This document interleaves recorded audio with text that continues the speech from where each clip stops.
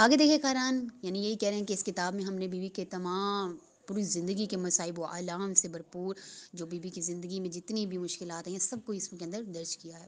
یہ مصائب آپ کی ولادت سے لے کر آپ کی شہادت تک آپ پر بادل کی طرح برستے رہے۔ اللہ تعالیٰ نے آپ کی قسمت میں خوف و حرصان، فقر و حزن، ہموم و غموم اور شدائد و آلام میں سے جو کچھ لکھ دیا تھا، آپ ان پر راضی تھی اور آپ اس آیت کی مصداق ٹھہری۔ کون سی آیت؟ اس آیت کو قرآن یاد کرنا ہے۔ بسم اللہ الرحمن الرحیم، یا ایتھا النفس المطمئنہ ارجعی الی ربک راضیۃ مرضیہ یا راضیۃ مرضیہ۔ یہ کس کے لقب ہیں؟ بی بی زہرا کے لقب ہے جو آیت میں بیوی کے لیے بیان ہو رہے ہیں۔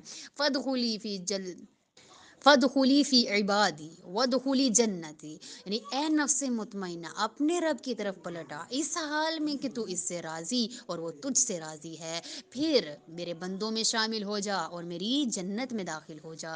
وہ اللہ کی نعمات و جزاؤں پر راضی تھی بی بی زہرا سلام اللہ علیہا۔ اللہ تعالیٰ نے ان کے مقدر میں جو کچھ لکھ دیا تھا، آپ اس پر راضی تھی۔ آپ نے اپنی دنیاوی لمحات حیات کے ہر لمحے میں اس کی رضا بھی تلاش کی۔ اللہ تعالیٰ بھی ان پر راضی و خوشنود ہو گیا۔